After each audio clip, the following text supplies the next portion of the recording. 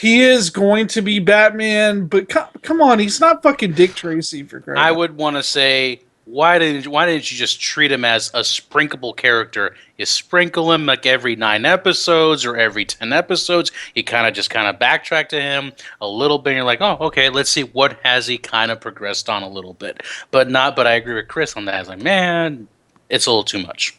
It is. They're forcing it. They're so you could tell they're forcing it because they want people to think, ooh, okay, he's gonna be Batman. We'll talk about it later. I got the live stream going, so let me say the one thing. Let me say the one bullet point that I wanted to say, Chris. That was a very good point there that we all agreed to.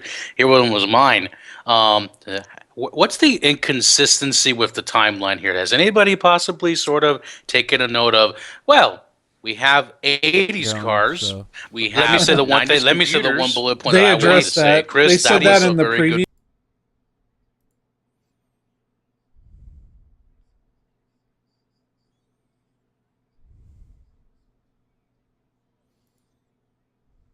Basically 20 years ago, kind of mixed.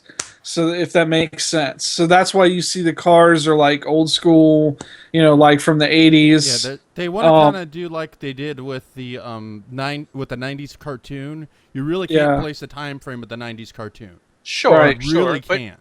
But yet you can get away with that. Here it's kind of like, wait a minute, you got a flip phone, dude. Flip phones were invented like in 2000. No, I'm fine. I'm fine with them being ambiguous on the timeline. I'm fine with that because it makes the show kind of timeless. But with Gotham, it kind of works. Sure. So, but we'll talk about that in a future episode or in a Gotham cast, which we'll probably do later this week. So, hang on, let me pull up my. Did you guys both have the topics list? Yes. Oh, we're live streaming right now, just so you guys know. So. I don't know if anybody's going to view it, but, just get some stuff built up in the archive. Okay. So. Remember, the archive only holds it for, like, I know, but I'm uploading them to YouTube, too, so. And I need you to get me that 4TW information for Google so I can start uploading stuff to the Google channel. That's cool. Yeah, I'll do that. My second screen works. My second screen is working. Yay. Video's not working. It won't work because I'm in the stream. Oh, I forgot. Yeah. Duh. It's just like I can't see you when we did the when you used XSplit.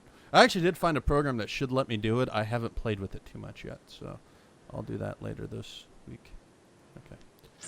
Okay, let's go ahead and get things started. You guys ready? Oh, are we going in order from top to bottom on this list? Yeah. Let me make sure. Yes, pretty much. All right. Cool. Yeah, I kind of like the order. Kind of works. Okay.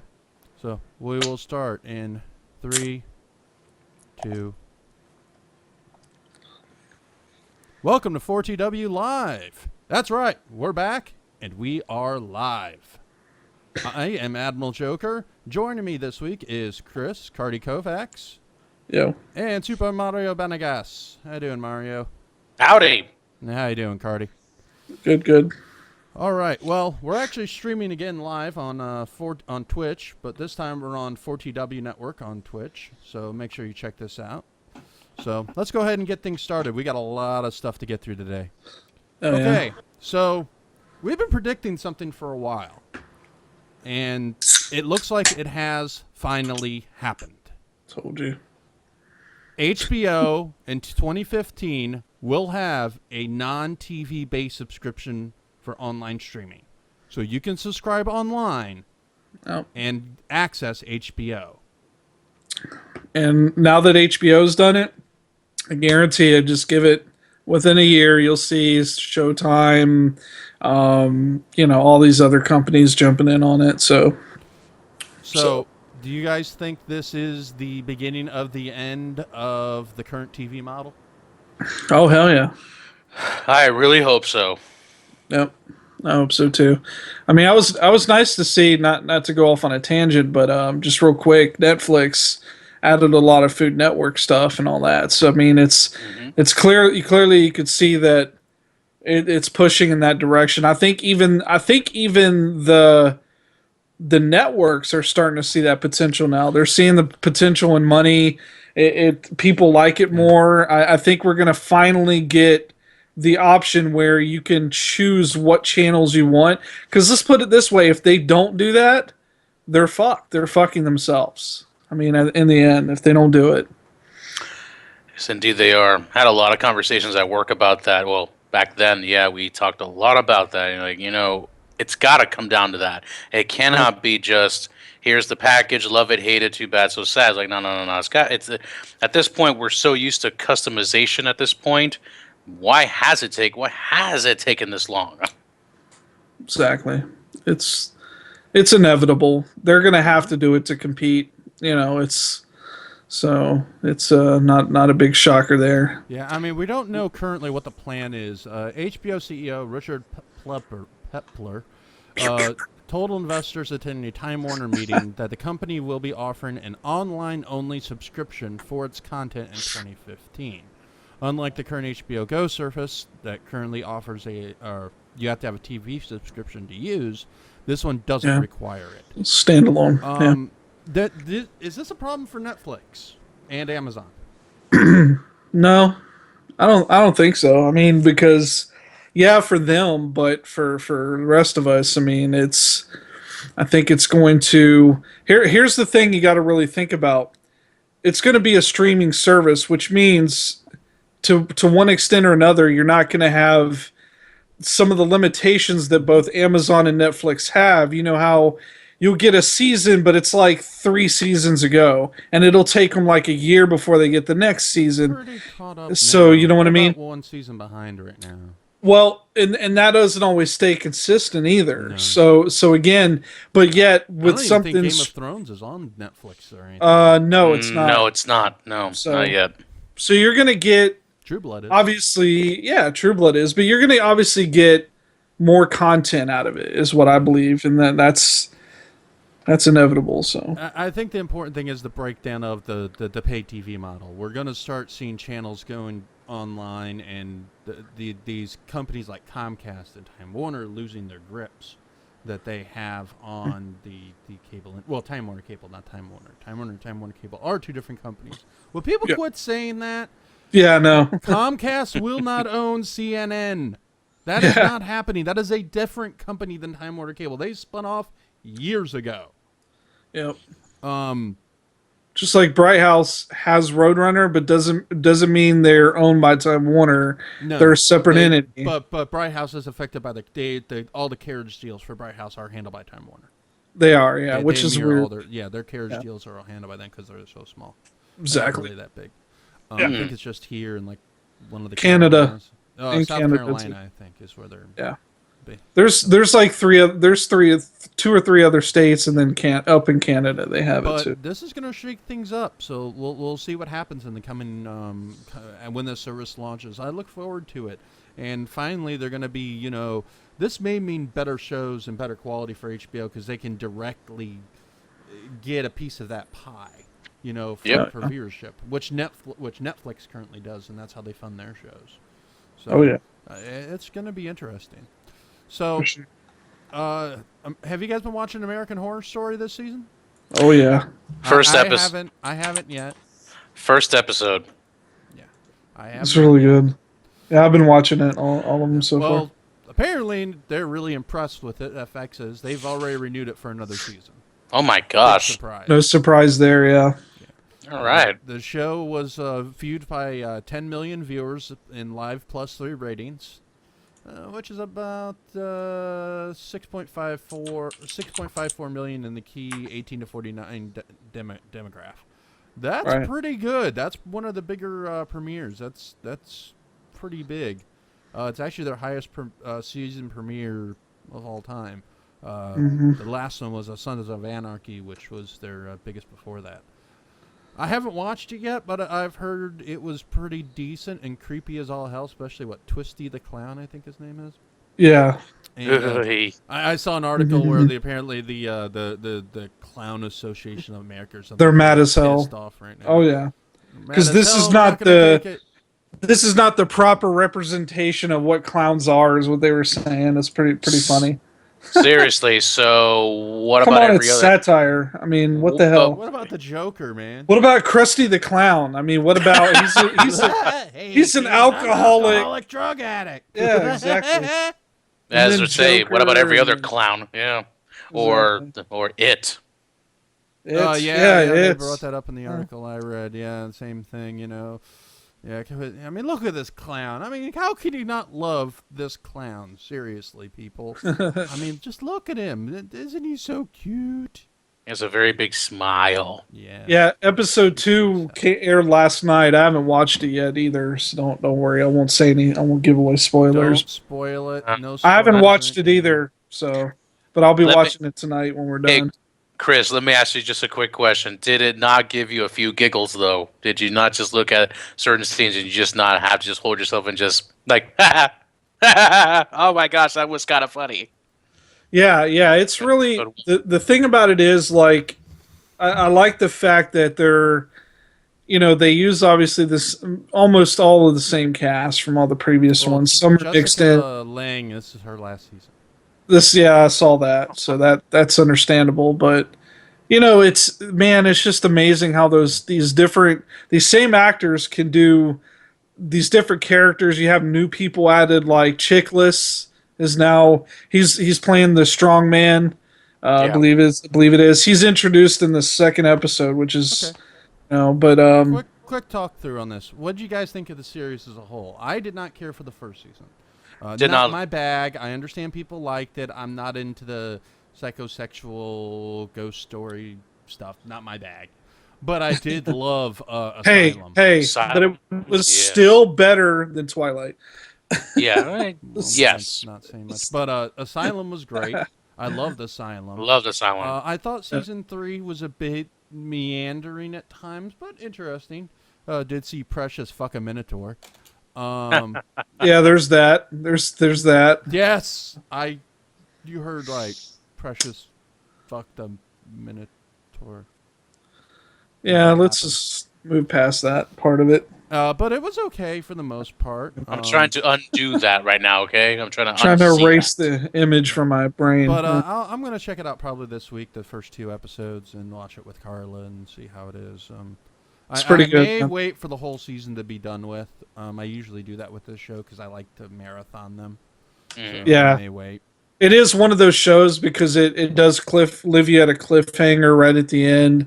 It does that a lot. It's done that that's one of the consistencies of every season so far. So it's No pretty spoilers good. on this show, probably at least till the end of the year. So, but good for them. The show's actually pretty decent. Gotham. can only imagine what they're going to do next. But anyway, Gotham. Well, actually, what's ironic, I actually called this before they did it. yeah, freak show. I kind called of figured this. they were going to do. I called this something as like soon as they ended. Before they even ended with the Coven. Coven, I said, yeah. They're doing circus. They're doing Yeah. a circus, and I Yep. called it, and they exactly did it. And Carla's like, "Wow, you called that?" I said, "Yeah, it's kind of a. They really not much else they can do." Yeah, exactly. So, Unless they Although start doing granted- unless they start doing snuff films. oh god, Possibly. They kind of. Ugh. They kind of do that. But I think I wouldn't be surprised if Coven has a sequel. yeah, sequel season. that's true. Uh, 'Cause the way it that left- one was left open. It was kind of left open, That but I one don't was think they're left going to do a sequel. It doesn't. That's not a Nah. trend that they're. It doesn't seem like a trend they're following. So Yeah. Then it's gonna be like Charmed with a sequel. yeah, I don't think they're going to go that That direction. last season of Charmed was terrible. Yeah, it I was. don't even think I watched it. Anyway, Yes, moving I watched on. Charmed. Talking about Fuck all Charmed. y'all. What the fuck is wrong with you? Anyway, It's okay. It's all right. I We saw know why like you Oh, watched yeah. it. season 4, 5, and 6. We know why you watched it for the eye candy. Let's be honest. Listen, Anyway. man. I think that's the reason why the show probably lasted that long. Yeah, exactly. Gotham also got a full season order already. Actually, it's the only new show on Fox to get a full season order. So it's got a full 22 this year. Oh Yay! yes. Yeah. Good. We'll go ahead and announce it later this week. We're going to be airing our weekly Gotham cast. We're going to be discussing Gotham in very great detail. What they got right, what they get wrong, the changes they made, things like that. Easter I eggs. was actually kind of waiting to see how the season order panned out before I wanted to do something like this. But I didn't want to do it and be like, oh, the show got canceled. I'd be like, son of a bitch. But now that it's got a full season, I think it's safe to do this show. So we're going to do the Gotham cast sometime. We'll be recording this week, and we'll post it up on the 4TW website probably later this coming week. So look forward to it. The first episode, we're going to cover the episodes that already aired, and then every week we're going to do another one about the episode that aired. So good for Gotham. What do you guys think so far? Just brief talk through on it. Chris, you take the helm here. Well, I gotta say I'm about 85% satisfied with it, and I say 85 because that the rest of it there's these certain things that I think they need to kind of back away from. I think we need to have when Bruce Batman Wayne's character, when Batman will face all the villains, they'll probably be in their 50s. Yeah, no shit. I mean, they need to kind of back off the Bruce Wayne character just a little bit. We don't need to see him in every episode. I think, and if people say otherwise, I mean, come on, you're ruining the whole thing, in my opinion. It's he should be in small doses, because remember, it's not about him. It's about Gotham. The city itself is a character, you know. But anyways, I'll save the most of my tangent for the Gotham show. But I disagree. I actually like the stuff with Bruce Wayne. I like the stuff with him and Alfred. I like the stuff with him and Gordon. You're seeing him, the molding of him getting the mindset before he became Batman, instead of just saying, "Bam, I'm going to become a vigilante," or "Bam, I'm going to be a detective." It's a slow burn progression of how his character developed, and something we haven't seen before, really. I think it's actually rather brilliant. Much better done so far than they did in Smallville. Granted, I like Smallville, but I think way better than Smallville for sure. But yeah, it's just we'll talk about it later. What do you think, Mario? I'll have to really agree with Chris on that a little bit. Just as much. I mean, I definitely like setting. Love it. The characters, love it. The story plot so far, I think they're doing a good job.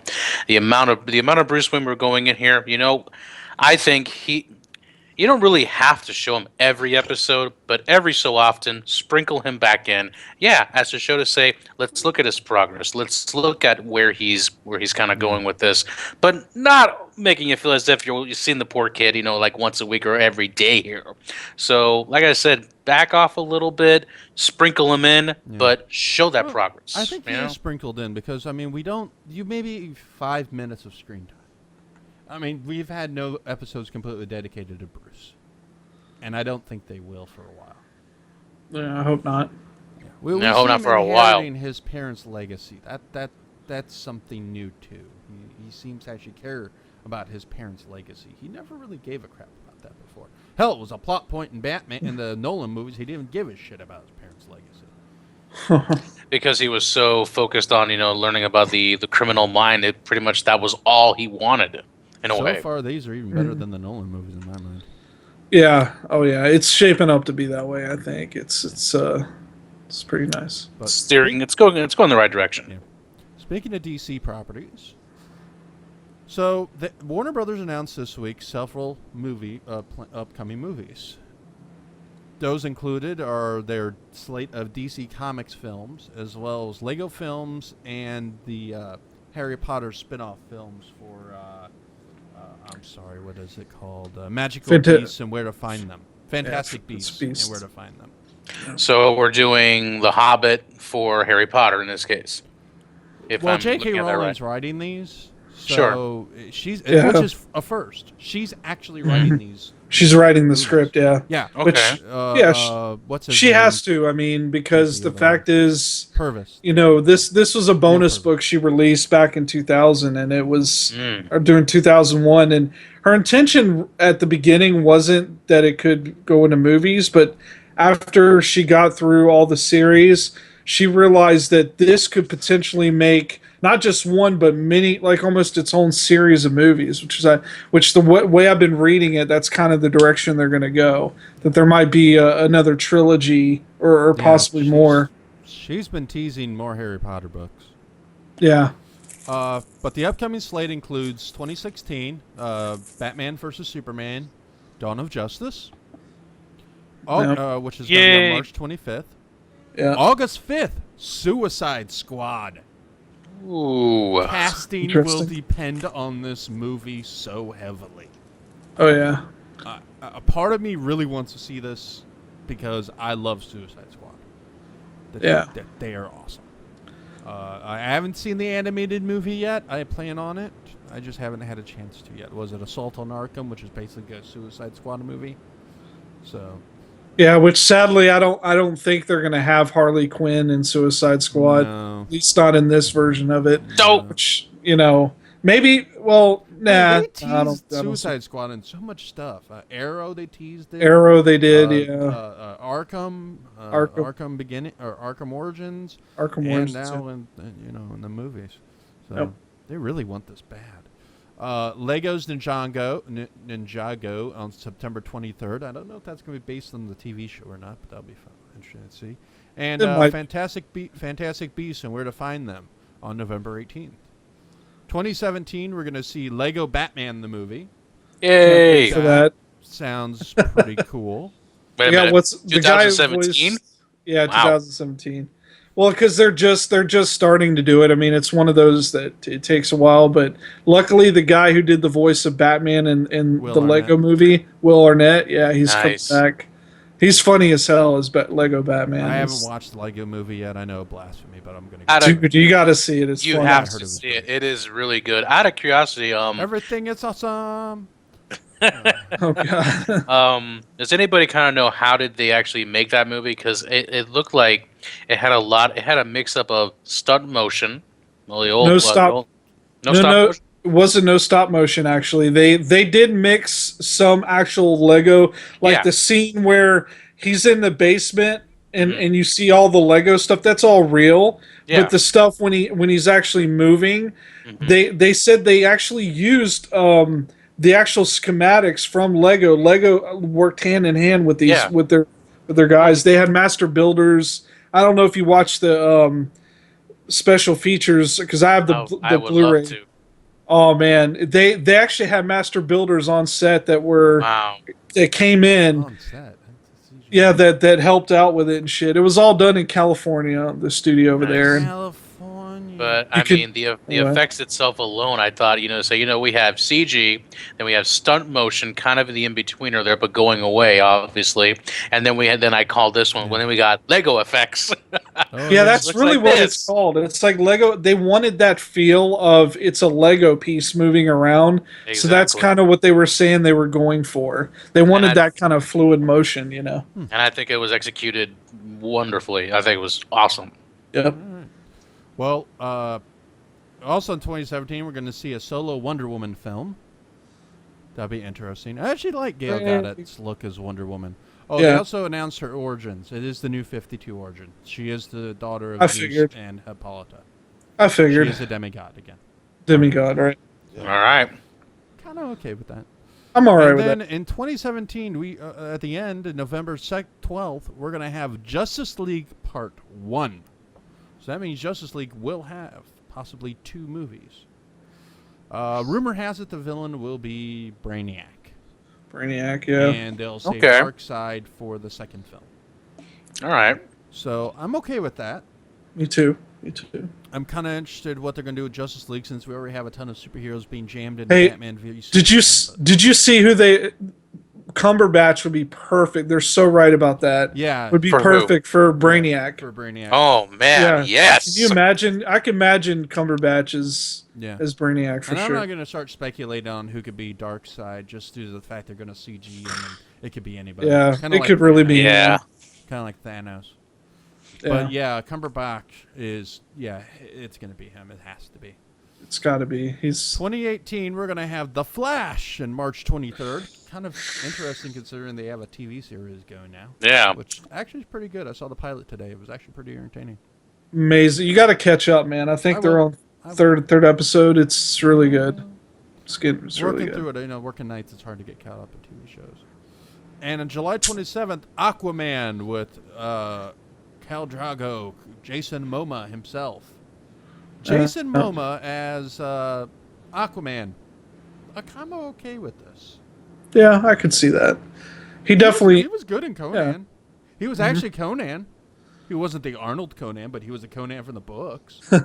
Yeah. I think that's a good choice for Aquaman because Aquaman is a lot of people think of him as, some people have heard the stereotypes and the jokes over the Feeding years. fishes, trouble at home. Yeah. The new 52 that's one of the things I like about the new 52 is that they embraced There's nothing good Aquaman. about New 52. Well, one of the only good things is that Aquaman was done right. He's tougher. He's more badass. He's not just talking to dolphins New and shit. 52. They fixed him a long time ago. Well, okay, but I'm just saying it's good that they're keeping that and they're transitioning that into the movies because to pick someone like Jason Momoa, I mean that tells you they're trying to keep him, the badass, who goes off in one direction on the Flashpoint, But anyway, becoming like a tyrant. Yeah.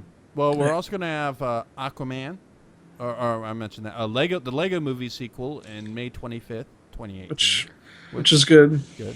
Yay! And the second of 3 Fantastic Beast movies, which they don't have a date for. 2019 in April 5th, we're going to have Shazam with The Rock as Black Adam. Not sure who they're going to get to play Shazam / Captain Marvel yet. I'm kind of interested to see who they're going to pick. Yeah. And June 14th will be Justice League Part 2. So you see, they got a good couple of year distance, 3-year distance between the two, or 2-year distance, 17, 18. And yeah. in 2020, we're going to have Cyborg. Oh, that should be interesting. And Green Lantern. The reboot? Oh, Reboot. Boy. But we don't know who's going to play Green Lantern yet. So. Can I just say something about Green Lantern? Okay, look. I know a lot of people didn't like. I wasn't too particular about the choice of getting Ryan Reynolds of all people. I think he would have made a better Flash character just because of his attitude. Oh, but or Deadpool for that matter. Okay, but just speaking DC strictly. Okay, the thing is with the Green Lantern. Okay, he is kind of smarmy and cocky and full of himself. That is Hal Jordan in a nutshell. Okay, he is like that. I mean, Hal Jordan's more stoic. He is kind of stoic, but if you've read some of the more recent ones from like the Blackest Night and stuff like some of the more recent. I'm familiar with him before he turned into Parallax and it went down. Yeah, you have to really take that into stoic, account. Kind of Superman at that back then. Count Rennar was much more loose, and then there's Guy Gardner, who's just complete balls to the wall, cocky son of a bitch. Well, I love the Guy Gardner movie. He's awesome. But nonetheless, okay. I think that as far as the rest of the movie goes, as far as how they portrayed the Guardians, the other characters, the training, the Kilowog. I am so Kilowog. Happy. Calling them, Oh my God, that was just. They did him justice. I was so. Kilowog happy. was perfect. He is my favorite Lantern. Yeah, that was perfect. I mean, all of that was great. I mean, you can't say it wasn't. I think they had a good actor to play as what's his name? Why am I forgetting shit that I know? Sinestro, thank you. I think they picked a good actor for that because he's perfect. I mean, he even looks like him. I think all around it was fine. I just think it threw people for a loop because it was kind of pushed. It was slightly campy, and Ryan Reynolds. If it wasn't for those three things, I think it would have been more successful than it was. I think the biggest problem with that movie was the Earth stuff was boring as hell. They should have more spaceship. It was a great movie. Yeah. But all the stuff on Earth was terrible. Yep. Stuff with Ferris was okay. They didn't even do anything to try and set up a Star Sapphire, which is kind of, surprising. But, but DC was also toying with, this is possibly in the same universe as Batman Begins. No. Quit trying to do that, DC. They tried Yeah. retcon world building now. That they're doing it okay now. They're doing it naturally. Everyone knew Yeah. Man of Steel was a progression into their DC film universe. Yeah. It was only natural that was going to be their lead into it, and it was. And I like Man of Steel, so fuck all you Yeah. haters. Yeah, I like Man of Steel as well. So I love that. I still have not seen it. I know. That movie is For, awesome. for Yeah, you shame. gotta see it. Don't Man. listen For to the haters. shame. Listen to me, man. I have a from courtesy of McDonald's a free 2-day rental through Redbox. I'll give it to you, and go fuck it. I don't even probably isn't even in Redbox, but go Just get load it, it up man. Blu-ray. Jesus. Yeah, seriously. Or fucking right. download it. You know what? Either way. Despite what people say, it is a great Superman movie. I It don't care is. what anybody says. Yeah. Fuck all Okay. them. Henry Cavill makes a good Superman for sure. Yes. But then again, I like Brandon Routh as Superman. I really did. The rest of the movie was complete shit, but he was good. Now he's gonna be the Atom, but that's I See, liked him the as Arrow. Arrow. He Yeah. was great as Ray Palmer. He was a swarmy Yeah, he son of a is. bitch. I like him as that. yeah. I'm sorry, Brandon Routh just Oh, oozes man. charisma. You know what I can't wait for in the Arrow, not to go too far off a tangent. I can't wait till they start delving into him experimenting with the stuff that leads to him becoming They the Atom. said it won't happen in Arrow. It'll happen in Flash. In Flash? No superpowers okay. in Arrow. All superpowers will happen in Flash. Because they're focusing more on metahumans. That makes sense. They said they don't want to do. They're trying to avoid superhumans being in Arrow. They're more or less going to do it mostly in Flash, which is why Flash. Okay, that's fair. Fair enough. I understand why they're. I'm okay with that. Yeah, I'm fine they with kind that of too. did it with Deathstroke, but that was like the very little. So Yeah. Although you do have Raja Ghul this season, so and he is the comics Raja Ghul, Lazarus Pits and all. So. Lazarus Pit and all. Ooh. Yes, he is. That's another thing I'm excited about too. But no Talia. No Talia, no. Dope. But she could come down the line. It's the always best open person there. for Talia, Stana Katic. She did the voice in Arkham City. Just hire her to do the live action. She's be fine. Oh yeah, Um, she could do the part for sure. even Mark Hamill said that. There was a panel where he's like, "Look at her. She can do it in live action." All right. Anyway, So are you guys familiar with the Marvel Civil War story arc? yes, I am. No, unfortunately not. I'm probably the expert here. Chris, in the fill group. him in. Give him the brief synopsis of the Civil War story arc and the Okay. death of a soldier. Okay, so to summarize it, Tony Stark pretty much realizes that with all the metahumans, I'm even including mutants too, but for movie's sake, they're not going to obviously mention that, but superpowers are kind of just vigilantes just going amok, and he got the idea of having a registration act where all superpowered, whether they're metahumans, whether they're Batman type, technology reliant, everyone would have to register with the government. They would then become a government employee. They would even get paid as a government employee, and they would also that means they would also have to give their identity as to who they actually are to the government, which the government would basically protect their identity and so on. Now, obviously, that being said, sounds like, okay, yeah, sure, but basically they would be treated as if they were like CIA or NSA agents is how they would be treated. And of course, you can imagine that not a lot of people were too fond of it. Ironically, the one person who heads up the backlash against it is the one that everyone already knows who he is, which is Captain America. And you can understand why he defends that, because he's all about freedom. It's your God-given right. It's not just as an American, but as a citizen of Earth that, he's real adamant about it. So adamant, in fact, that he goes up against Tony Stark against this, and basically it becomes Tony Stark the people that follow him versus Captain America and the people that follow him. Spider-Man's stuck in the middle. And Spider-Man is kind of stuck in the middle because Tony Stark kind of pulls on his heartstrings a little bit, kind of gets him to come over, makes him a real awesome, badass suit with like arms and all kinds of cool shit. The Iron Spider is what he's known as. Nice. And but on the flip side, Spider-Man has always been about his identity because he wants to protect his family, his friends, and it's just his right to hold his secret. But as some of you may or may not know, one of the iconic comics that came out, which was Spider-Man, part of the Civil War, is that he revealed to the world that he was Peter Parker.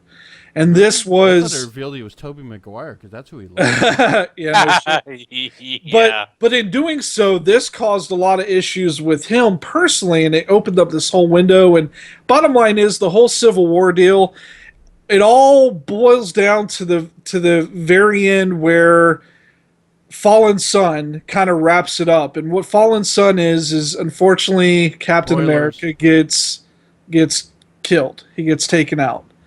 And that void of Captain America getting taken out kind of rocks the whole universe of Marvel. It makes Tony Stark rethink his point of view. Someone has to obviously take over the mantle of Captain America, which it goes from being the Winter Soldier, also Bucky Barnes. He takes over for a point. Even Rhodey, who's also known as War Machine. War Machine, excuse me. I'm like loose tongue today. Right, and then finally it goes to Captain Falcon. Nice. He's the one who ends up taking over the mantle almost as a permanent thing.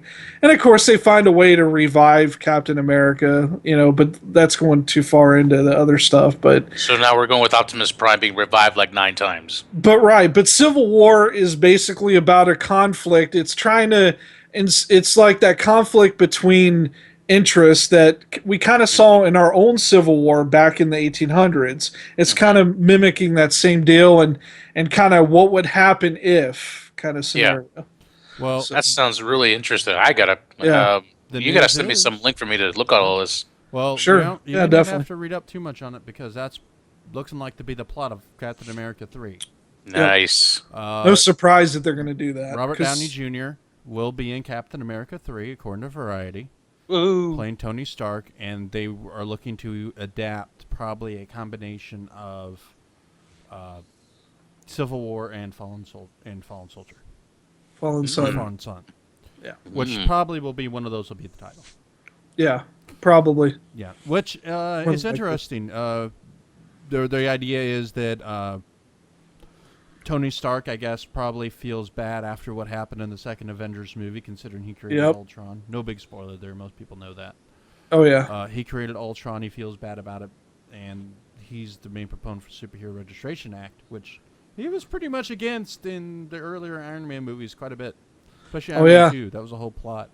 Was, the suit is me. You can't have me. Yep. Which is the irony that he would go up head to head against the head of Secretary of Defense, and I don't know if they're going to do this in the movies, but he eventually in the comics he becomes the Secretary of Defense for a while. And he becomes head of S.H.I.E.L.D., doesn't he? Head of S.H.I.E.L.D., but he also but it's two separate things. He also becomes Secretary of Defense for the United States. Yeah, eventually Norman Osborn becomes head of S.H.I.E.L.D.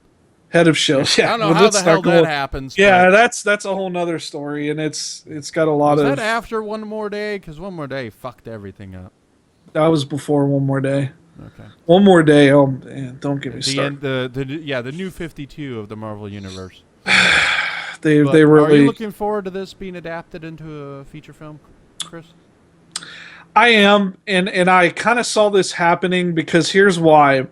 The whole thing, their whole talk about an infinite gauntlet if you really go back and look at Infinity Gauntlet, which is that if you watch Guardians of the Galaxy, you got to see Thanos, and everyone's talk Thanos out the ass. But if you talk to anyone like myself who has read Infinite Gauntlet, who has read the whole storylines, who's followed it all, you can't, to be perfectly honest, you can't really put that into one movie about all the characters going up against Thanos, because it's literally all of them. It's going to require a much larger setup, which is why I personally kind of predicted that they were going to push Thanos further back into an own separate phase, because what they want to do first is I think they wanted to do the Civil War thing, because it needed to be addressed before you even get to Infinite Gauntlet. Because the Civil War thing's going to it's going to separate a lot of people, but it's also going to bring them closer together. It's going to create conflicts. Secret War. Oh my God, Secret Wars. That's a whole nother thing. But don't do Secret Wars. I don't think they're going to do Secret Wars. They're I know they talked about it, but I don't think they're going to do it. I think they're going to stay on the Civil War path, because Civil War is a very intriguing story. Yeah. It came out in 2012, so it's not that old. And they're rebooting it. And they're rebooting it even. I mean, it's a very, very honestly, Mario, it's worth going and buying the graphic novel that has the whole collection together. Buy it, because it's worth the read. I got a comic book store right nearby. Yeah, seriously get it, because it's worth the read. Probably the last good Marvel story arc, I think. After one more day, it all went downhill. Although I heard X-Men versus Avengers wasn't too bad.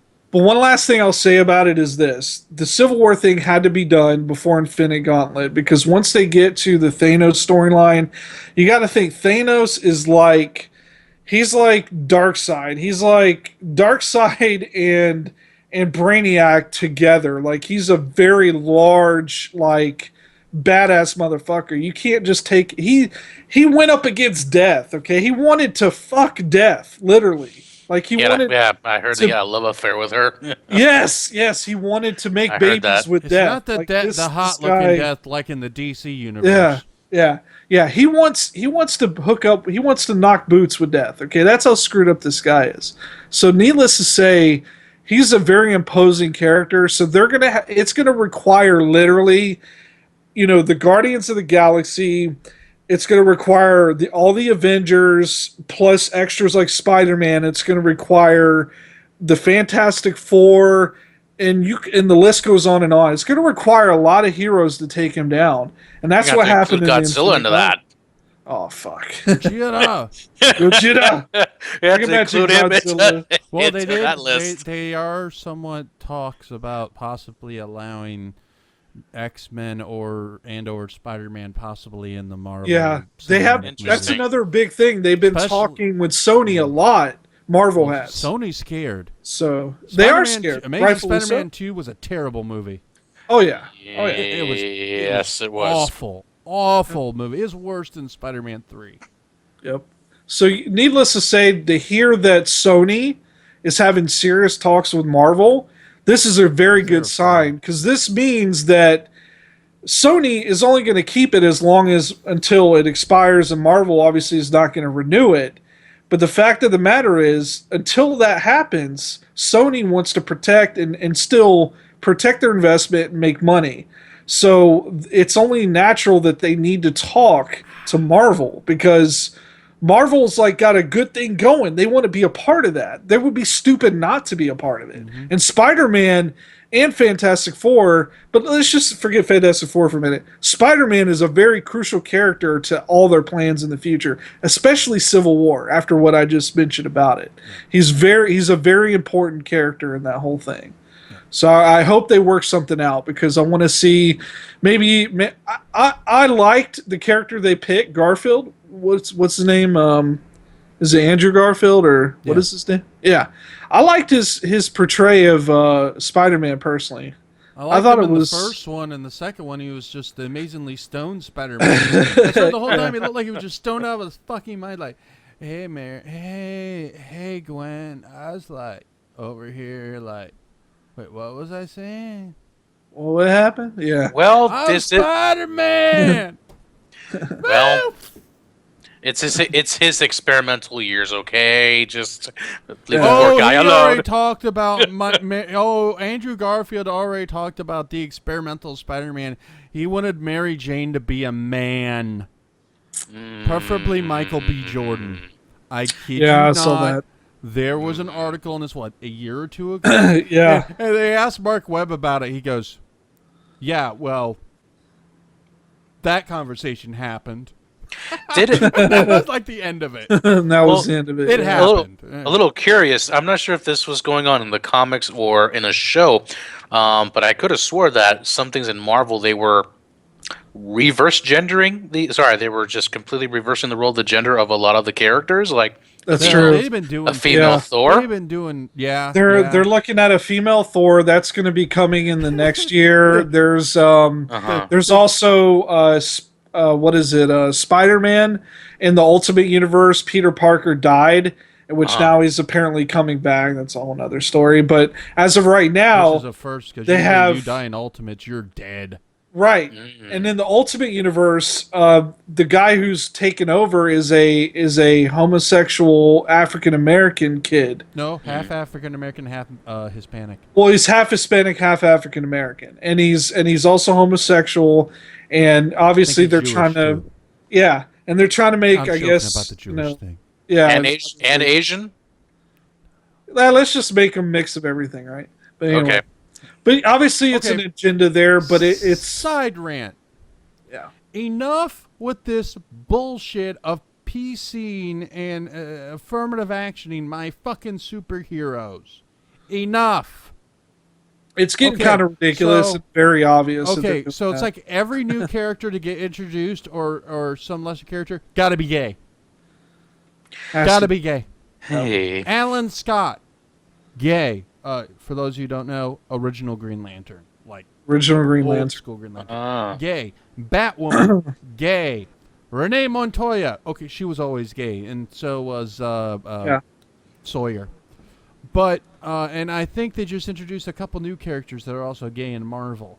I'm like, okay, or they just said, hey, we're gonna change their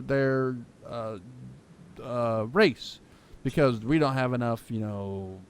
That's why Spider-Man is now half black, half Hispanic.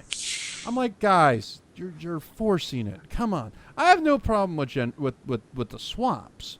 Like I like No, what I don't have a- Fishburne as well, listen. Perry White in Man of Steel. I thought don't that have was a, great casting.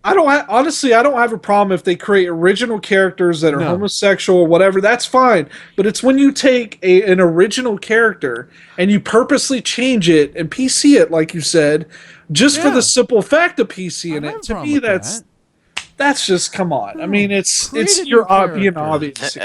And yeah, and I can. Steel's the black Superman. Uh, I like Steel, not the movie, the comic version of John Henry Iron. I like him. Yeah, I like he's Steel. fantastic. Cyborg, good example Cyborg. of a great Mhm. black comic book hero. I love Cyborg, especially and Blade. And Black Lightning, and also Blade. Black Lightning. Static Shock, and Static Shock. Yeah, Static's another great one. and of course Black Panther, and so on and so forth. Anyway, Cable. Yeah, Cable. yeah, Cable. Which wow, they really don't give Cable any love in the X-Men movies, do they? They did not much. I really thought he was going to do a I think there may be rights issues with him. maybe I think that may be why they didn't use him, and they won't say anything. that's why they had Bishop instead of him. But Or maybe Which I- Bishop is who I'm thinking of. I'm sorry. You're thinking of I Bishop. thought the Bishop, actor I'm was sorry. really cool. How did I Cable? thinking of Bishop. Bishop, yeah. it's Bishop. Which I like Bishop. Bishop's a good character. Oh, I'm sorry. Yeah, that's right. They got reversed in Days of Futures Past. That's what I crossed the streams. So I was going to talk Stop about some crossing the cool. streams. I was going to talk about some cool art for Star Wars Episode 7, but it looks like they already pulled it down. But So we'll skip that one. There's some cool art. We're going to talk about it, but I recently did a live stream for Alien Isolation. I don't know if any of you guys watched it. If not, it's up Not on yet. YouTube, and I'll be streaming again this Friday or tomorrow at 8 o'clock. So, part 2. Yep. So far, it's interesting. It looks like it. It's better than Colonial Marines. Thank God. Way better than Colonial. That's like saying getting your hand slammed in a door is better than getting shot.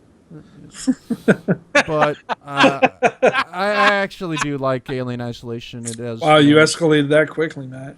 It does manage to capture the look of the Alien movie. Alien, not Aliens. Which is the first time I've ever played a game based on Alien, because most of the time they go for the hardcore, shoot 'em up action. So basically, you're playing the Bill Paxton character, from Aliens. That's more like Michael Baines. Or Michael Paxton. Game over, man, baby. I'm Game not over. Hudson. I am Hick. Game over, man. Over. I love that. How shit. do I get out of this chicken shit outfit?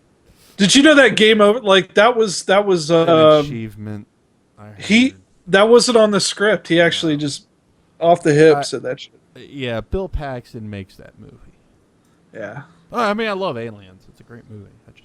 I love Bill Paxton in it. And Bill Paxton was Agents of S.H.I.E.L.D. this last season, which I was like, yay, Bill Paxton. Yeah, he was the main No bad spoilers guy. what happens, but, he was great. Yeah. He was had his Bill Paxtoniest. Oh, big time. Oh, big time. Anyway. Kind of a weird chain. HP. I don't know if you guys knew this, but the last CEO of HP wanted to split HP into two different companies. This is probably several years ago. And they seriously attempted this. Mm-hmm. It was looked at as being such a stupid idea, they fired him and got Meg Whitman instead. Well, they're at it again. HP is looking to split their PC division, their PC and printers division, into a completely different division from their server division, just like IBM did many, many years ago when they sold their PC and consumer products division to Lenovo. And I think Lenovo, right? Process was spinning off their server division too, because they want to go just strictly cloud-based. Yep. Good idea for HP, bad idea. Guys don't care. What do you guys think? Kind of all three. I don't know. To be honest, it's probably more beneficial for the company to do that because of the logistics of it. If you want to, they make $40 billion a year and like several $1 billion a year in PC sales. So. Now the only problem I have with this is that it's going to result in layoffs, and that's not cool. That's not cool at all, and that's the biggest problem I have with it.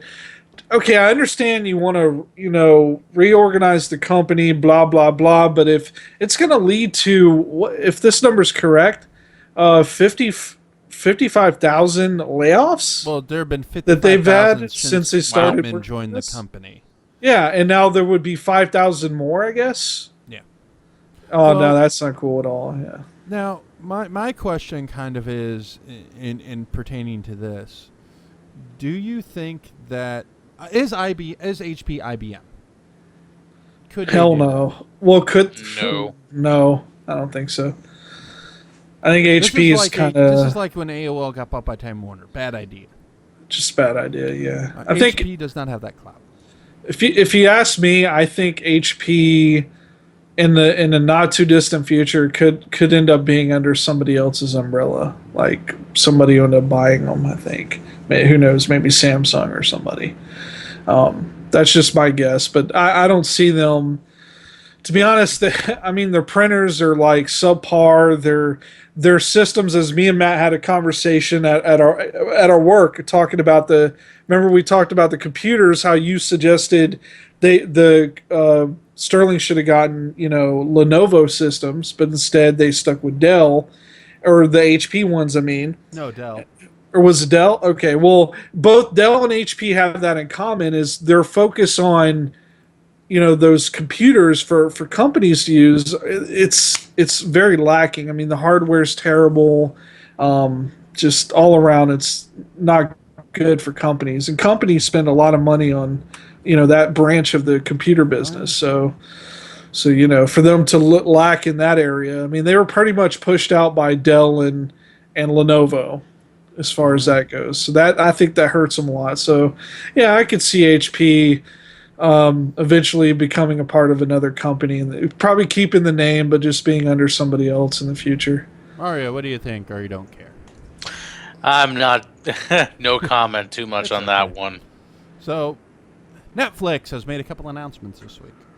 By the way, we're not going to really talk about the Apple thing today. I haven't read up on it. And it was a couple hours before the show. It's aired, nothing so, too big, dude. It's Yeah. really not a. It's nothing. maybe we'll touch on it briefly at the end. Netflix is going to be charging new subscribers a bit more for 4K streaming content.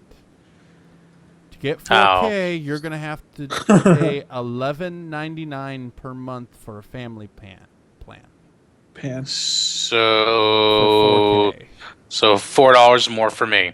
That's not that horrible. Yeah, and plus you have to have a 4K display, obviously. So Yeah. it's which And not a the lot of people bandwidth to be able to have. stream 4K, which not many people have. That's the other that thing. too. yeah. Mm-hmm. Mm-hmm.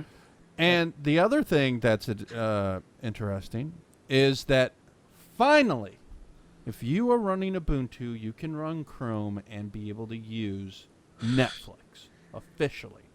On Hooray! Yeah, it's good. Yeah, good for you, Netflix. I'm proud of you, especially since I use Fedora. I am Yeah.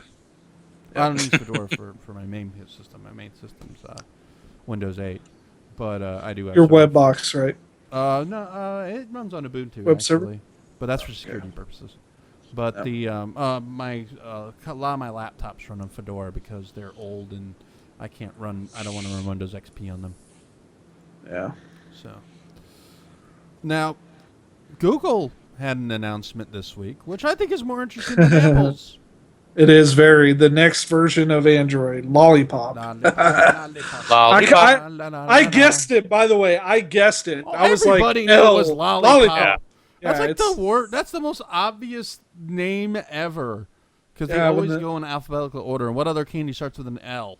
Lollipop. Exactly. So yeah. Lime pie. The next one will probably be Mars or Mounds or. I don't know, Well, I Marzipan. remember K- Marzipan. well- It'll be Marzipan. Well, K originally was going to be Key Lime Pie, and they changed it to Kit Kat because they had to get permission from what is it, Mars or whoever owns Hershey, I think. Hershey, yeah. But yeah, That should yeah, be- Lollipop. Woo! Yeah. I'm looking But- forward to it. Yep. They also Should announced be- the Nexus 6, Cool. which is finally they built a Nexus device. Yes, yes, it's a Holy Motorola. crap. Yeah, this is their first Motorola out the gate under Google. Good for you, Google. Which is good. For actually, giving some love to your own company when it comes to instead of outsourcing your damn Nexus devices. The phone can be pre-ordered in late October and be in stores in November. Yep. Unlike the previous Nexus phones, Google says the Nexus 6 will be widely available at various retail outlets and carriers, including the big ones, Verizon, AT&T, Sprint, T-Mobile, US Cellular, Best Buy, and the Google Play Store. The Nexus 6 will start at $649, which is a lot more expensive, but I think it may be a contractless phone. So that's probably Yeah. why they said that. That's why. Yeah, it's unlocked, so you just buy it and then take it to whatever carrier you want. They also announced the Nexus 9, which is their newest tablet. So disappointed. Why? What did Three letters is why. HTC. That's why. They chose it. HTC's turn now, and they're the ones that actually did the hardware for the Nexus 9. They made the Nexus 7 too, didn't they? No, that was that was Asus. Asus. you were thinking about Asus, yeah. Kind of wondering why didn't they announce a new Nexus 7? That's a little weird.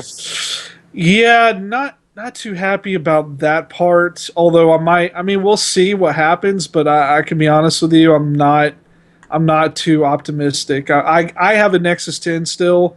That thing still kicks ass. It kicks the shit out of anything that's even out right now. The only thing that's probably at its same level would be like a Tab 4. But Yeah. Or the mean- Tab Pro. or the Tab Pro even. But yeah, that's my only beef with the Nexus 9. I mean, there's a lot of nice hardware in it, but it's HTC. So Yeah, 8.9 inch screen, 2048 by 1536, 245 PPI screen, and it runs on an NVIDIA Tegra chip, which I am a fan of. Yeah. yes, At yeah, 2.3 that's one good thing. gigahertz, 16 or 32 gigabytes of internal storage standard. Hopefully it has an expansion port, which is something that all the Nexus devices sorely lack. A 1.6 megapixel front camera, 8 megapixel rear camera, front-facing speakers, about damn time. Yeah. And it will have Wi-Fi. The Nexus 10 has front-facing speakers as well, by the way. Okay. Cool. I know a lot of tablets don't. My the Note does. I'm sorry. The Note has it too. Yeah. The Tegra K1 will be a 64-bit processor and Android L, which is what they're calling Android Lollipop. Matt, go ahead and bitch about why do you need a 64-bit fucking phone? Seriously, no phone should use 4 gigs of RAM for anything. And then a tablet, no less. I could see a tablet. No phone. Tablet I can see, but not a phone. Yeah, because you do a lot of multitasking. Tablet I can see, tablet. not a phone. Yeah. They also announced the Nexus Player, which is a device that will come with Android TV. The player is a set-top box that includes a voice-activated remote that will let you control your TV. It also has an Asus-branded game controller sold separately that will allow you to play games as a mini console. That's right. They had a picture of it on from the last convention. I'm showing it right now. 3. Yeah. It's a pretty cool little device. Yeah. A little round device, and there's the remote. It looks kind of like a Roku, actually. Now I remember. Yeah, It looks they like were a talking round about this new Roku. console. Yeah, they did. When they released it, they didn't really stick with the Nexus Player as the name when it was premiered. So everybody called it like what did they call it? The Androids. I forgot what nickname they gave it, but yeah, I'm looking forward to this. This is actually kind of cool. It's a good alternative for people that want to put an Android OS on a TV, and I could see a lot of potential. One thing I'm hoping that you could do this. Bright House has an app, and I think Verizon does the same thing too. You can install the app on an Android or Windows or Apple device, and you can actually watch TV just like you would off a box, except it's using the internet. The advantage of that is if you have a TV in your house that doesn't have access to a cable line, but you want to have TV there. Like for my example, we have a room that we didn't run cable to it, and it's basically impossible to run cable to it at this point. So we want a TV in there and be able to watch whatever. Just so this would be a possible option for something like that. That's what I'm hoping it'll be able to do. It's a Roku. So, basically a Roku, but Google's Roku. Google's version of it. Yeah, exactly. Roku's great. Yeah. Well, it'll be interesting to see Google compete in this market. But hey, it's an AC wireless device. Nice. But I'm not. I think this is a folly for Google. The Roku is by far the best one out there. It'll be interesting to see what happens. Proud owner of one. A lot of people are. I love the Roku. Yeah. I don't. Yeah, we have a Roku as well. Yeah. But I don't use it. it My as in-laws much. did and loved it. Oh yeah. I feel like I hit by lightning. Which Roku do you have, Mario? The second one, but it two? still works same great. here. Yeah. I have the Still 2 works XD. great. Yeah, it's nice. Still love that little guy. What did they announce at the Apple thing today? Just out of curiosity. The new iPad. With The new Air. iPad in the iMac as well, Woo! right? And they're having colors are coming back, and Hooray. Dude, it's got colors, man. yeah, I was reading my brother. All you hipster stoners will be happy your new Apple device will be coming out. So. What's funny is my brother's wife posted a response to this, and she's like, "I looked this up for you. It's Urban Dictionary's app, and it says Apple fanboy. Number 1, a person who believes in almost anything that Apple says and gives into its marketing strategy. 2, a prime target for Apple marketers to impose their super costing products too. 3, a person who honestly believes that Windows XP or Vista is archaic, inferior, does not work, or just plain ripped off ideas from the Mac OS. 4, Okay. one who waits in line for days, in some instances, for Apple keynote speeches. And 5, one who believes adding an I prefix to anything is automatically superior to anything that does not have an I in front of it. And you invented it. Yeah, exactly. Oh my Wow. god, I think that's hilarious. That's straight from Urban Dictionary about the definition of Apple fanboy. That's wonderful. But Whew. So anyway, tonight's topic, Mario. You'll lead us with this. This was actually your idea. Oh, this one. Is that you have a theory that there is a new video game crash on the horizon? I've been theorizing this one and concocting this for I'd say about a year. Actually, no, maybe 2 years, give or take. Just looking at data, the way how the shift's kind of going, the way how things have been going here. Is there a possibility that we could be seeing a new game crash like we saw in the 80s? As identical as what happened in the 80s? Maybe not, but I do have to say the way how the players are moving, the way how the corporations are. I would say corporations just being the like companies like EA and other ones we want to wish to mention here, but Activision, yeah. Bungie. I mean, Bungie really dropped. Well, actually, Bungie's working with Activision, so they kind of definitely. I mean, here's how I kind of saw it, and this is the way how I concocted most of this. As for if people listening right now, I mean, if you're not too familiar with a bit of the gaming history, knowing, how did this all kind of come to be, I mean, guys, pitch in here because I could be missing a couple bits and pieces here of information.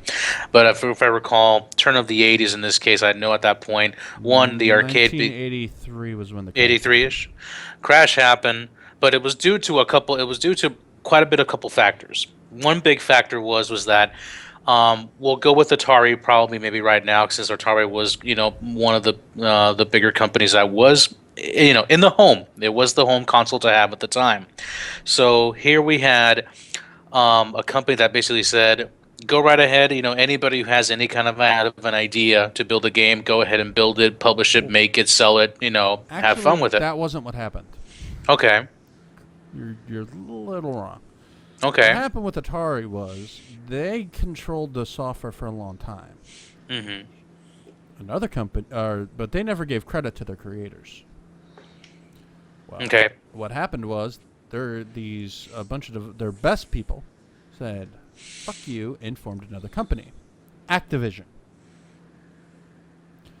Atari sued Activision, and they came out and said, or the ruling was, anybody can make anything they want for the Atari consoles.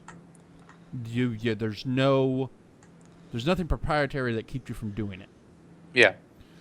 That just opened the floodgates. Because I got anybody who thought that they could just say, "All right, we could write some line of code, we can get a basic idea, and put on the market, sell it. We're done and good." And Atari had no control over it. So basically, there was not really like a big regulation on what constituted a good game. No, the advantage that Atari had was they did not or disadvantage was they didn't control the manufacturing process. Yeah. Nintendo actually controlled the and Sega Yeah, controlled the manufacturing of the carts back in the day, and that's how they could dictate how many games could be released. I think Nintendo said you go and release 2 games a year per company. Chris, correct me if I'm wrong. Wasn't it like 2 games a year?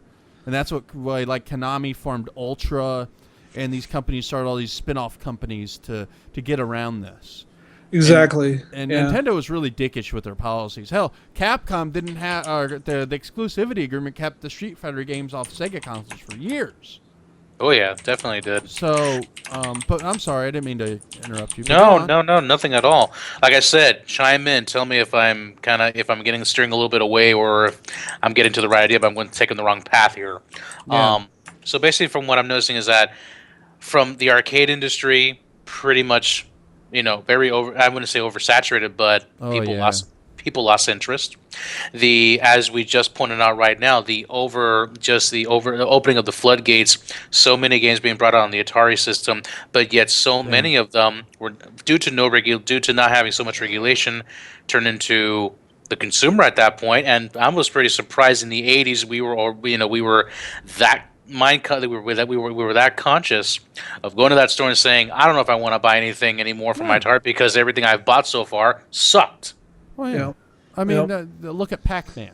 Pac-Man was total shit for the Atari. Boy, yes, it was. And they kept trying to port these arcade games, and they were all total shit. See, and this is why I say that this oversaturation that's being created over the past couple of years of, let's pump out Madden games every year, Call of Duty games, patches for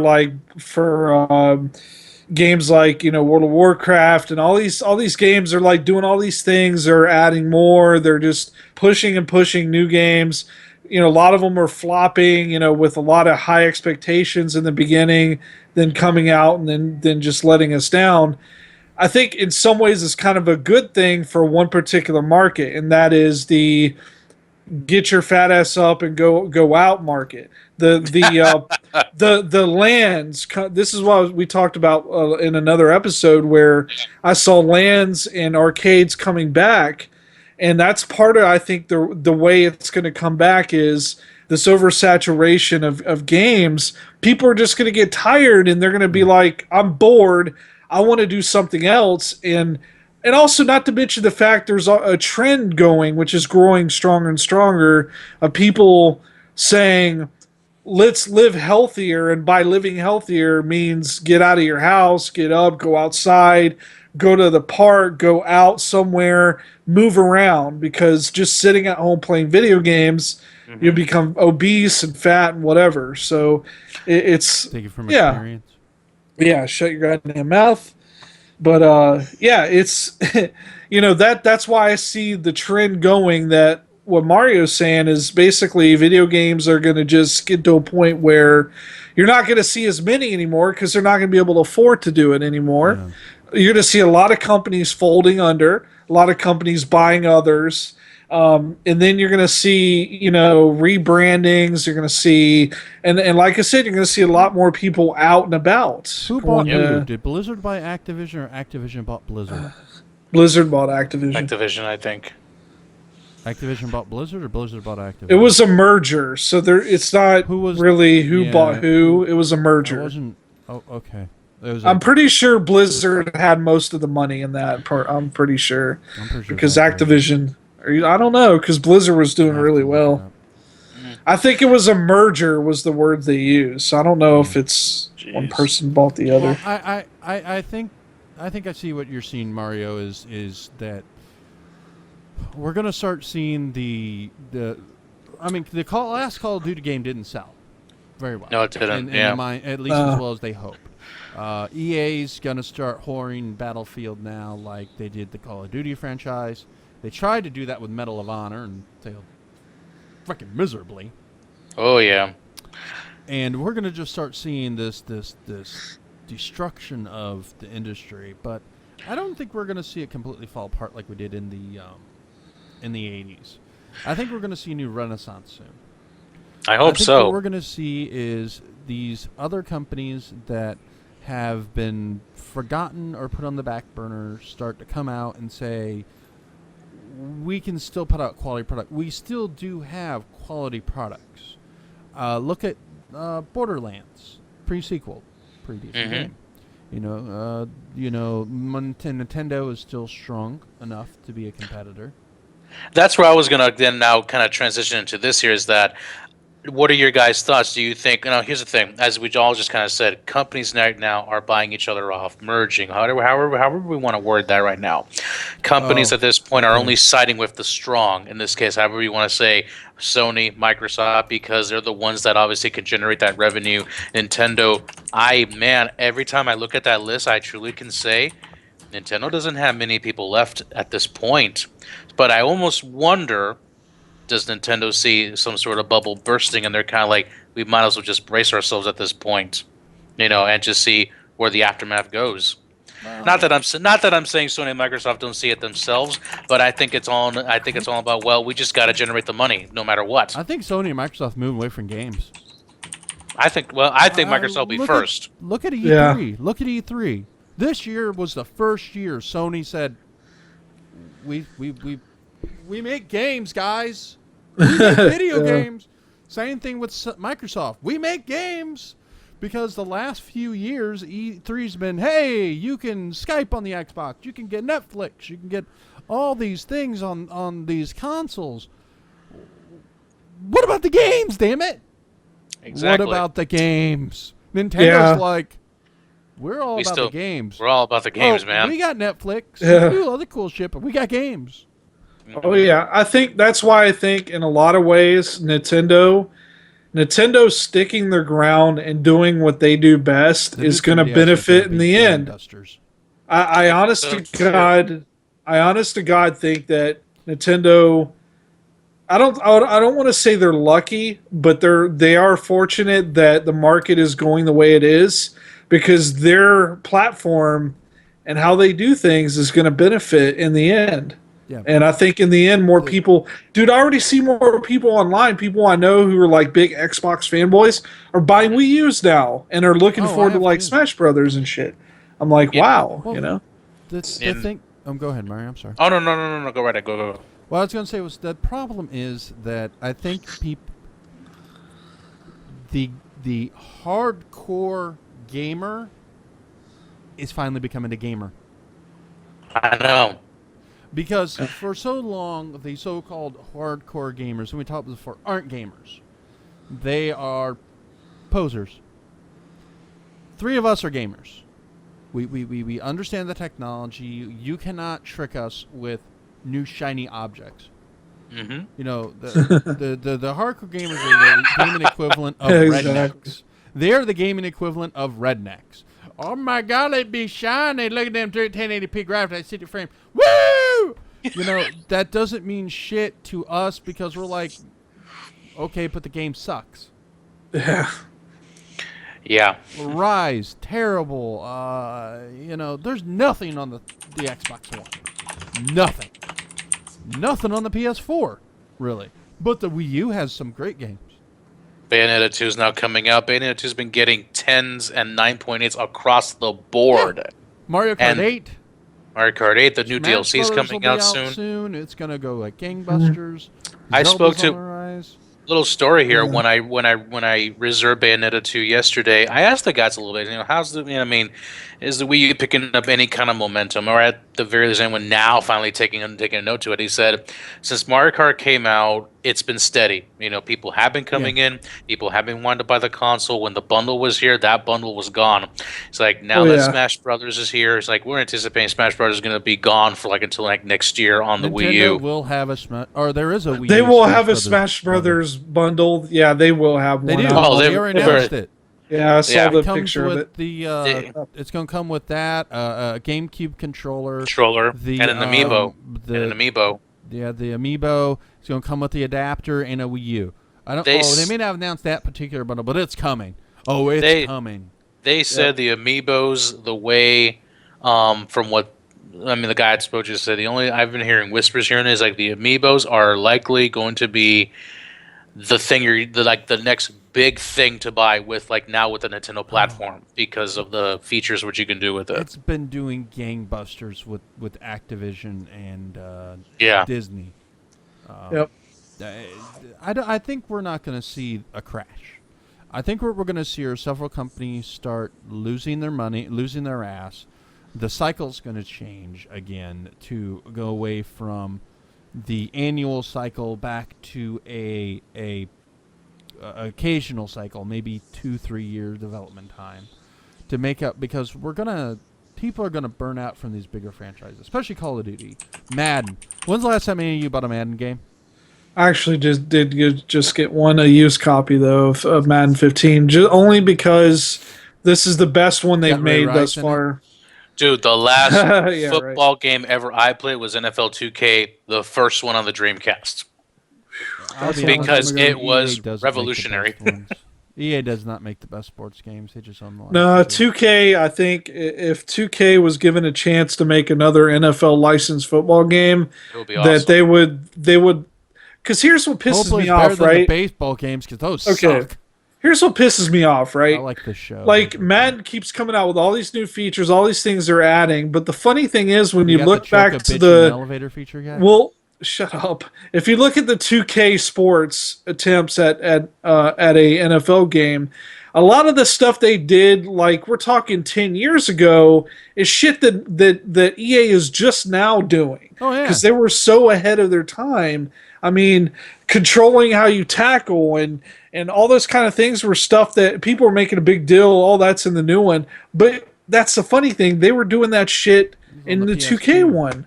Yeah. And that's why I think, like, I guess I don't foresee what they recently re-upped their thing with NFL, or was that maybe I'm thinking about Sunday Ticket. Never mind. TV. What I don't have you heard of what the licensing situation is with exclusivity? Is it coming to an end soon, or are they going to renew it with Madden, or have you heard anything on it? I know NFL EA's been having problems, and it's going to, start becoming more of a problem in terms of money because of licensing. It's particularly because they're gonna have a problem because the college game went away because the college players are like, hey, we want money. And right now the deal it was extended through. Last I heard, it was extended through 2013, so it's 2015, so that's a bit outdated. And was but the deal is reportedly worth $300 million. So EA is very happy with what's going on. So I'm not sure how the exclusivity is at the moment. Yeah. But I don't think NFL is going to let it drop anytime soon. Yeah. Mainly because they don't seem they're all about the money. And I think EA's been kind of like doing everything the way they want it for years now, and that'll the problem is you got the and just so you know, sales have been dropping. Oh yeah, they have been. Sales have been dropping for man. We've talked about that before. Yeah, it has. It's not even near what it was. I mean, 25 last year came out. The sales were okay, and then this recent one, Madden 15, was very dismal. Even though it's considered the best Madden yet to date, it's still underperformed sales wise compared to past versions. So yeah. It's just funny how that works. It's going to and we're seeing things like Call of Duty get not rated very well. I don't think Ghost didn't sell as well as they hoped. We'll see how Battlefield is Battlefield 4 out yet? I don't think so.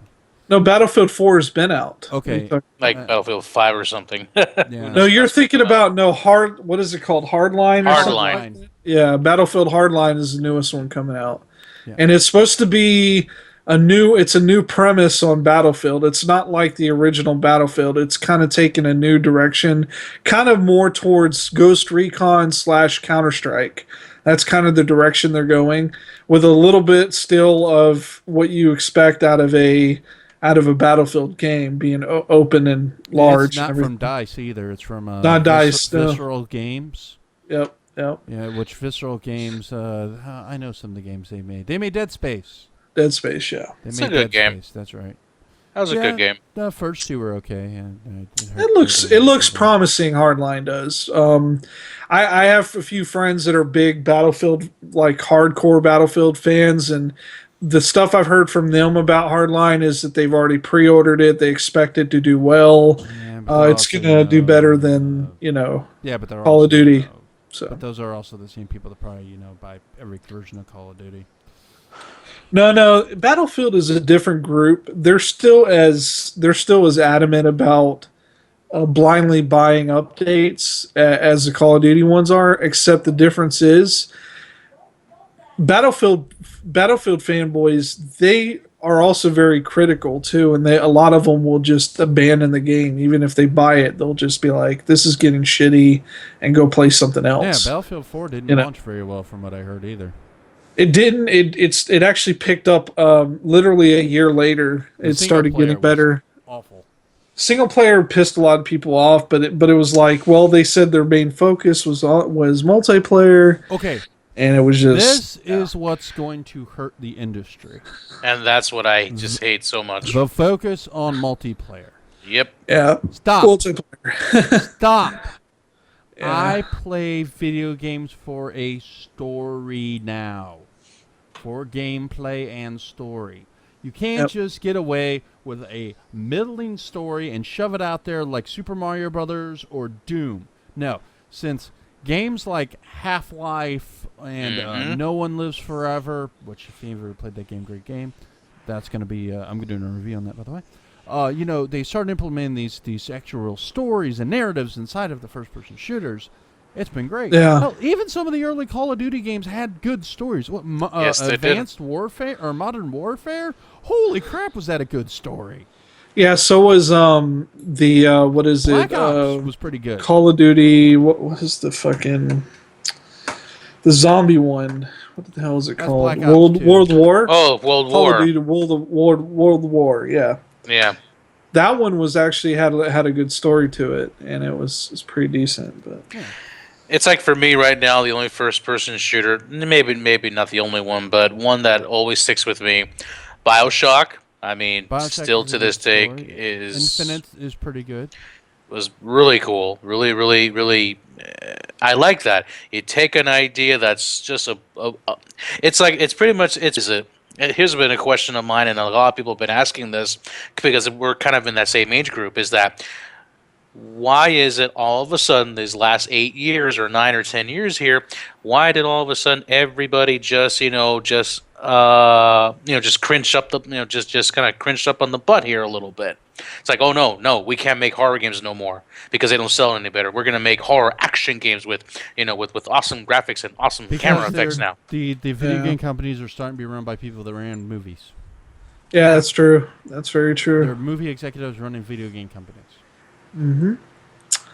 Yeah, they're trying to use that same format that they use for movies, and to be honest, it's going to be their downfall. It already is. Another July, and that means Call of Duty. Yeah, you're going to see more like you'll see these stories that are just really pushing really too hard to the point of unrealistic bullshit. And the problem is we are running into that cycle because every year we had a Paranormal Activity movie. Every year we had a Saw movie. These cheap movies that sold well, there were new sequels every year or so. And video games are not like that. It used to be you maybe would get 2-3 games in a generation in a particular franchise. Precisely. Now it's like every year you get a new game in a franchise. And you know what doesn't make any sense? You know what doesn't make any sense? Okay, they came out with the DLC concept, okay? Yeah. And I'm thinking to myself in the early stages of it, okay, well, I could see potential that, they release a game. That game basically has DLCs that come out every so often. And instead of the game lasting maybe 2 years or 3, it could last 5 years or longer because you'll keep coming out with new content. And it's not just, and it's for console because, you're used to that on a computer game. A game gets boring. Other people, third-party groups make mods and shit like that. You don't really have that on console. Well, you figured DLC was going to accommodate that, but what it turned into is just more ways for them to make money. And I think if they're going to save their own ass, they need to go back. They need to realize, okay, the DLC feature needs to be used what it should be for, which is to further progress a game that, okay, you're beating a dead horse now. I still love this game, but please give me more things to do on it. And then you release a DLC. And that's where I think they need to do to save their own ass. Otherwise, it's just like you're saying, it's like a Saw movie or something. You're coming out with the same repetitive shit with one or few things added. And it's just becoming, people are being smarter now because money isn't just growing on trees for most people. A lot of people have money issues. So they're going to look really carefully now and go, hey, wait a minute. This game is basically the same game you gave me last year, and that's what's happening. A lot of people were getting smarter, which is just cool. Weird. Yeah, commercials are cool, but I mean, there's no reason. Like, what are you giving a new me? Game every year. You could easily just if you said $30 for new players every year, people. Honestly, here's what they could do: Madden 15. There's really not much they can do more. Honest to God, because the game I could break it down and tell you that. It's got everything now. They've added the defensive part, which needed to be there. The offensive side's already been established. Everything's kind of balanced and has a lot of flexibility. You can't really add any more to it to make it any better than it is. So why not just stay with if which I know they're not going to do this, but stay with it and then just come out with, what they do, which is just come out with updated rosters. And, But they're stuck in an old mentality because to get an updated roster back in the day, you had to get the newest game because you didn't have the ability to update. But look at Nintendo, okay? Well, you could get an updated roster, by the way, on like Madden games going all the way back to like Madden, want to say 13 or something. But even with the updated roster, they're still trying to push you like, well, this version has like better stuff with it, and that's it's just. I think Nintendo is doing the right thing. Nintendo is. So if you look at Nintendo, what they're doing is I'm going to say it, they're going to revolutionize DLC. Yes, they are. And Yes, the way they are. DLC works because doing right it the now, right way. DLC is used to upgrade existing games, but they still come out with a new game. Nintendo's like, fuck that. Mario Kart always sells for $60 for the entire lifespan of a console. There are very few games. Smash Brothers for the Wii still sells for $60. Oh yeah, Still sells for $60. Yep. I think it's 50 now. No, it's 50, but yeah, it's still. But new, yeah, it's still like $50-$40. And used, it's so expensive. Because what Nintendo's just going to do is do what they should be doing.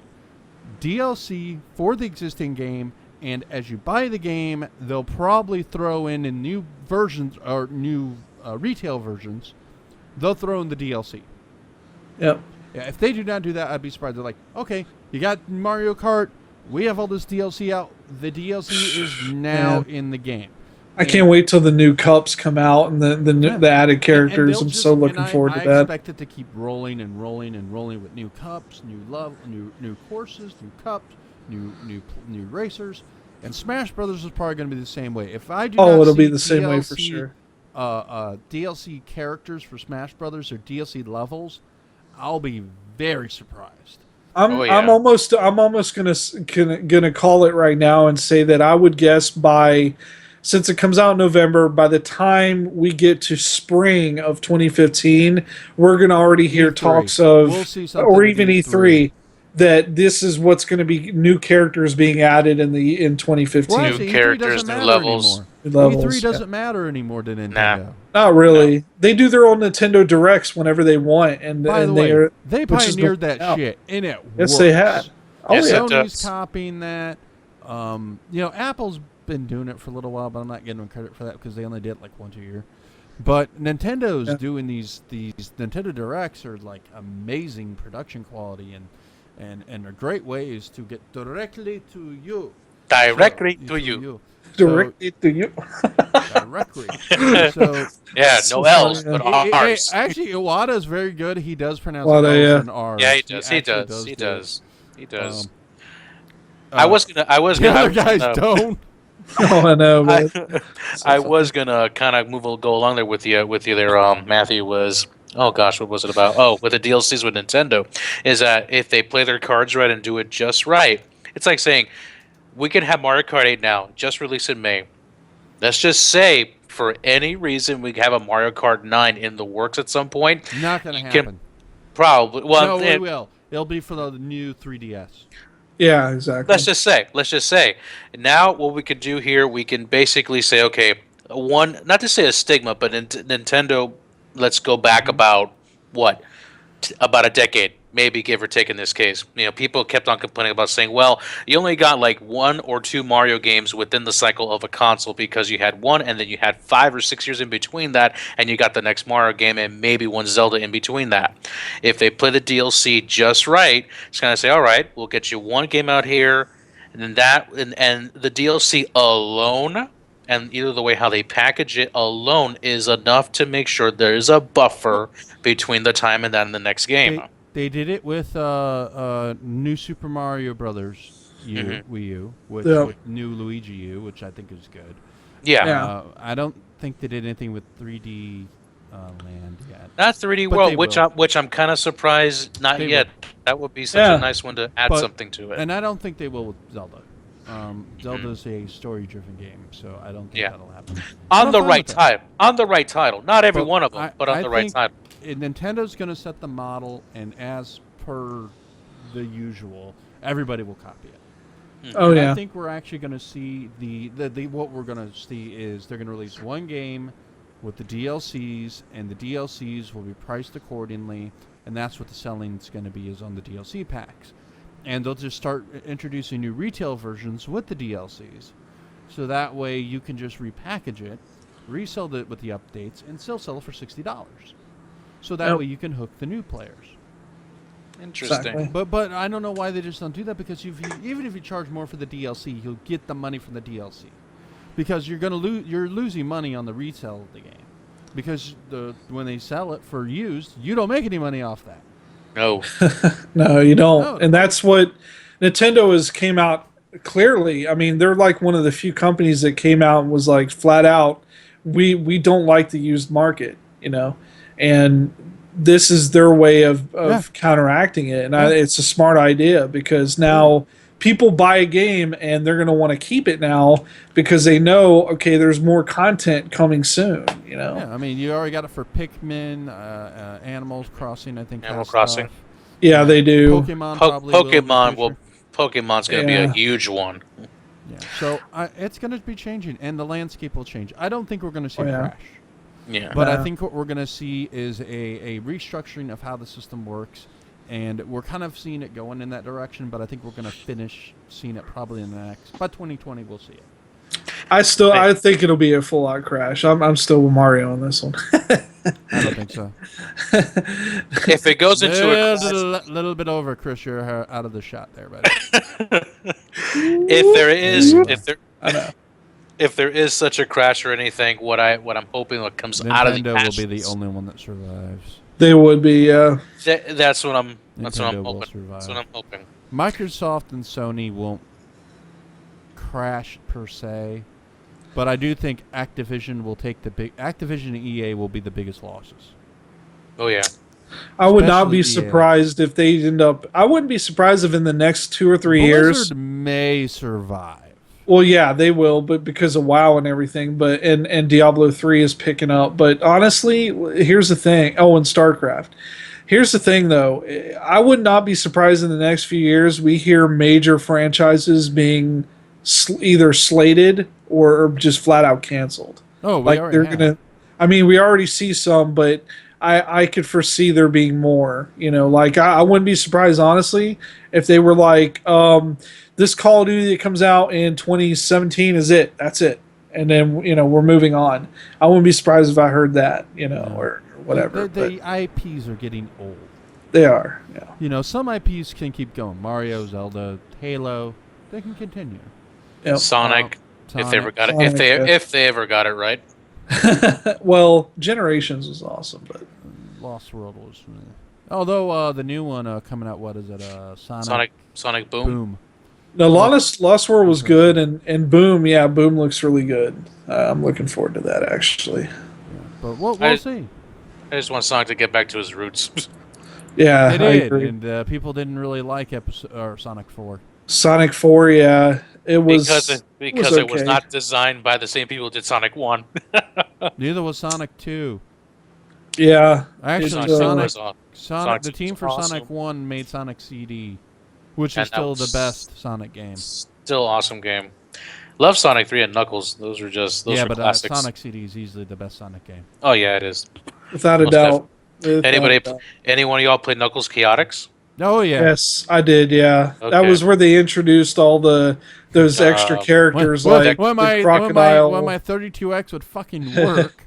Yeah, That's right. exactly. Dude, the Yeah. entire time I ever owned it, I think I got it to work maybe possibly 6 times. Played a lot I of And I- them on 32X. I remember when I got it bundled. My parents got me the 32X, and they got me Doom for it for the 32X. Oh my And- gosh. And I remember playing that. It was like still 6 in the morning, still dark as fuck outside. I'm outside playing it.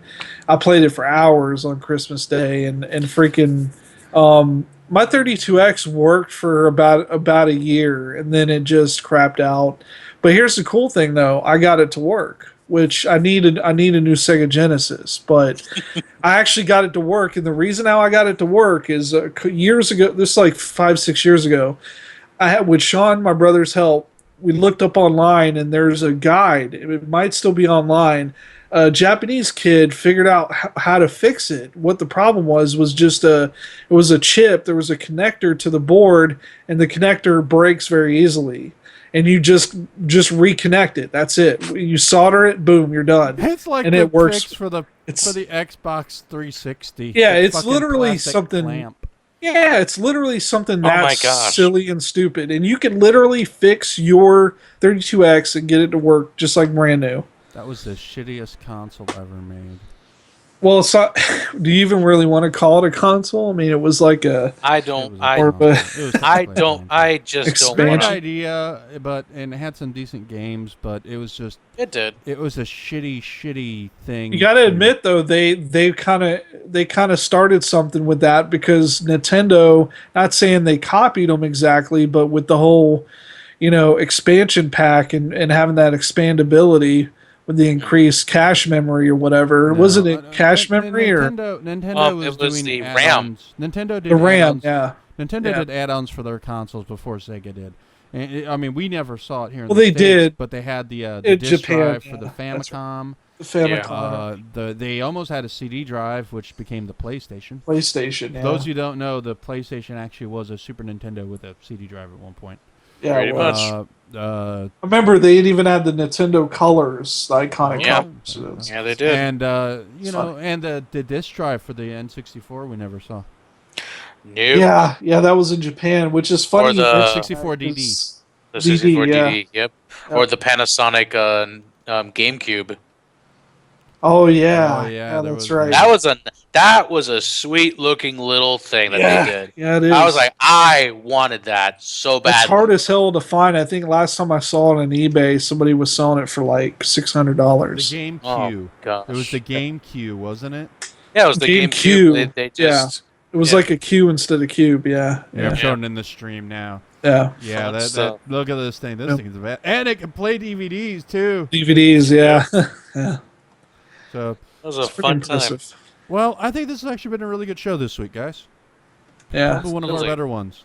So, do you guys have any recommendations for this week? They have Bayonetta. Well, not this week, but for next week, everybody buy Bayonetta 2.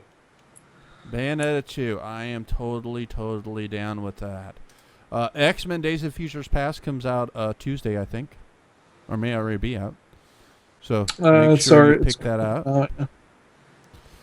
So Alright. Oh, news. I just read this. So guess who they want for Suicide Squad? Who? Ryan the Gosling, Ryan Gosling, right? And Will Smith, Will Smith. What? Margaret Robbie, and Tom Hardy. Tom Hardy. Yeah, I saw that. So Tom Hardy, dude, you're already Bane. Yeah, exactly. Hopefully we can The understand it this idea time. is an Expendables-esque DC Universe movie. Yeah. So I'm also thinking, who the hell's gonna play Deathstroke? That's all I want to know. Who's playing Deathstroke? Who's playing Deathstroke? Yeah, Out of that Well- group, I would say Hardy. probably Hardy. Yeah. But alrighty, well, Carty, where can they find Chris? Where can they find you online? Don't you got a new website, don't you?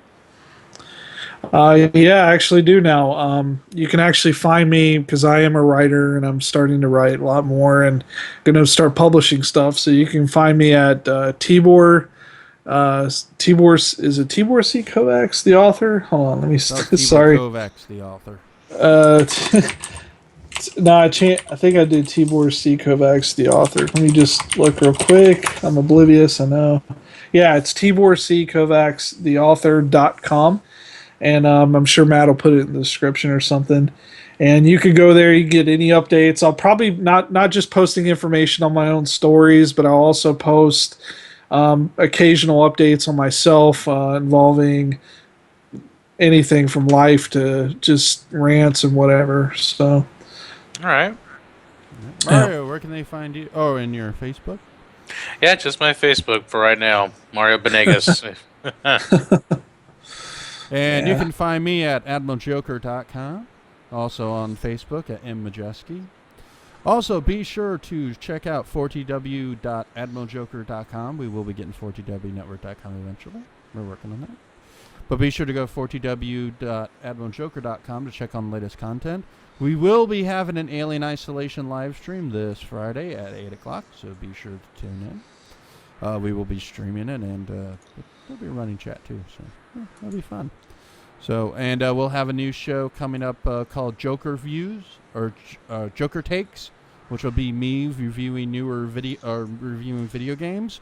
My first episode will be on the video game that influenced me the most as a gamer. You guys probably know what that is. Yeah. So, alrighty. Well, for Carty, Mario, and I, have a good night, guys. Yeah. See you later. Have a good night. All right, that was good. It was really good. Yeah, that Bitches. was-